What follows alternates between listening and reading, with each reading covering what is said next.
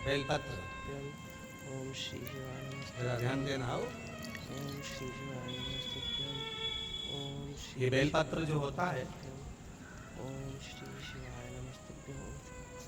ओम श्री शिवाय। इस बेलपत्र पर कभी कभी आपने देखा होगा कि कई लोग बीच वाले पत्ते पर चंदन लगा देते हैं। ओम श्री शिवाय नमस्ते। ये जो बीच का पत्ता होता है इस पर लोग चंदन लगा देते हैं।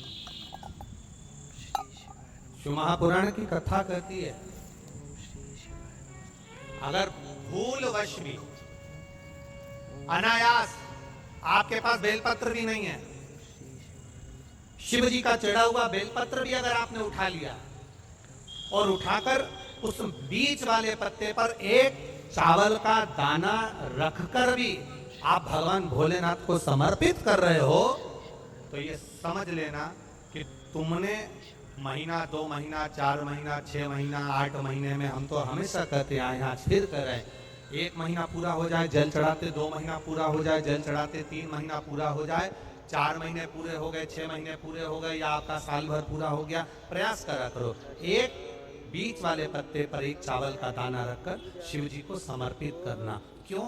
जो तुमने पूर्व में जल चढ़ाया है वो चावल का दाना अक्षय, उसको अक्षत माना जाता है, अक्षय माना जाता है। मतलब तुमने अभी तक जो जल समर्पित करा है वो कभी समाप्त नहीं हो सकता, उसका पुण्य तुम्हारे खाते में चले गया। अब तुम उसको किसी को भी प्रदान कर सकते।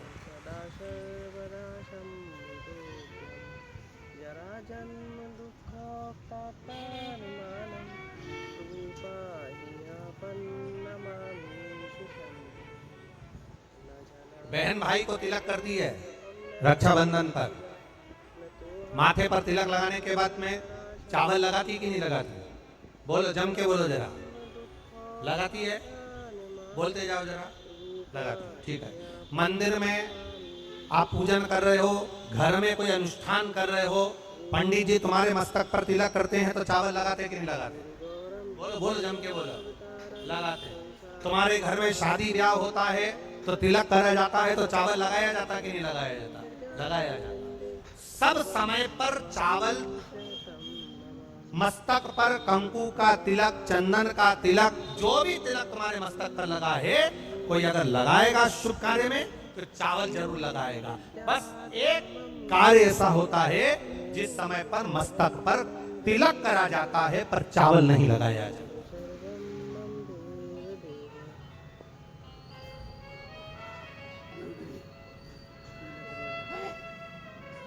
एक समय ऐसा होता है जिस समय तिलक करा जाता है पर चावल नहीं लगाया जाता। चावल का मतलब है अक्षय, मतलब बार बार भगवान ऐसा मौका लाए, बार बार भगवान ऐसी कृपा करे कि तुम ऐसा अनुष्ठान करते रहो, पुण्य करते रहो, सत्कर्म करते रहो, 16 सोमवार के व्रत करते रहो, चतुर्थी के व्रत करते रहो, तुम छठ की पूजन करते रहो, तीज का व्रत करते रहो, सोमवार का व्रत करते रहो, तुम्हारे घर में हमेशा ऐसे शुभ कार्य होते रहे। केवल अक्षय, अक्षत एक जगह पर नहीं लगाया जाता। कब नहीं लगाते अक्षत को? मस्तक पर तिलक करते समय अक्षत कब नहीं लगाया जाता? केवल एक समय पर। कब? जब घर में कोई शांत हो जाता है और शांत होने के बाद जब मस्तक पर पगड़ी का क्रम होता है, उस पगड़ी के क्रम पर तिलक तो लगाया जाता है पर चावल नहीं लगाया जाता। भगवान से प्रार्थना करते हैं ये बार बार मौका मत देना, जो हो गया ऐसा मौका बार बार ना दे। हाँ, पगड़ी पर से उठ गए, अच्छा काम करने के लिए मंदिर जा रहे हो, स्थान छोड़ने के बाद अब तिलक लगाओ, उसमें चावल ढेर सारा लगाओ, कोई मना नहीं। पर अक्षय, उस अक्षत की महत्वता को समझना कि उसको बारंबार प्राप्ति ना हो, ऐसे कार्य की प्राप्ति ना हो, अच्छे कार्य की, श्रेष्ठ कार्य की प्राप्ति, शुभ कार्य की प्राप्ति। अगर मौका मिले तो एक बार भविष्य पुराण, और एक बार मौका मिले तो कूर्म पुराण, और एक बार मौका मिल जाए तो नंदी पुराण। ये 3 पुराणों का स्मरण करना, इसमें आपको अक्षत की महत्वता प्राप्त हो।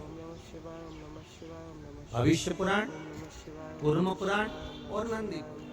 इन 3 पुराणों में आपको अक्षत की महत्वता प्राप्त होगी कि चावल की महत्वता क्या है। एक चावल का दाना जब अशोक सुंदरी वाली जगह पर चढ़ाया जाता है, एक चावल का दाना अशोक सुंदरी वाली जगह पर चढ़ाया जाता है। हम माताओं से हमेशा कहते हुए आए हैं, आज फिर निवेदन करेंगे, जिस माता के गर्भाशय में गांठ हो गई हो, जिस माता के गर्भाशय में गठान पड़ गई, एक पत्र आया इसका वर्णन बता।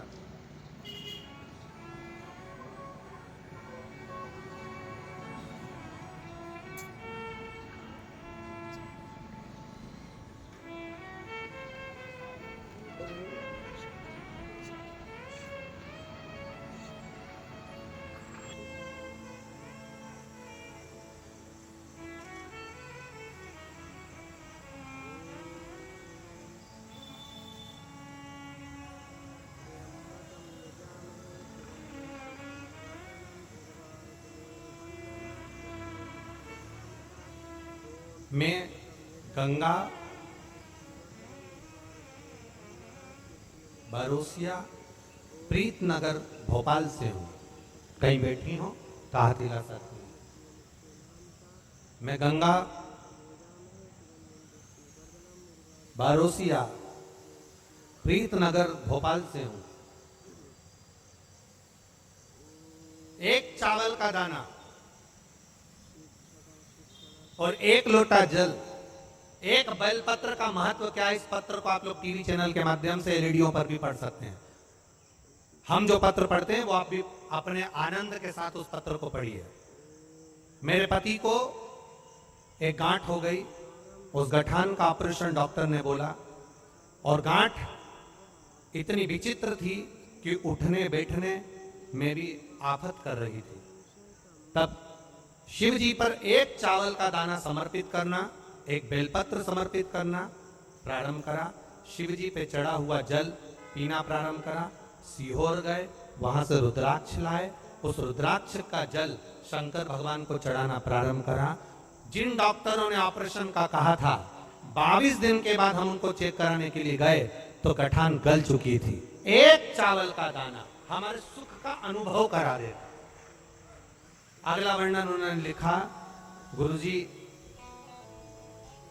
बाबा ने एक कृपा तो करी, साथ में मेरे बच्चे के हाथ में सफेद दाग हो गया। तो सफेद दाग हो गया तो हमने डॉक्टरों का इलाज करवाना प्रारंभ करा, आयुर्वेदिक दवाई भी ली, पर वो दाग समाप्त नहीं हो रहा था।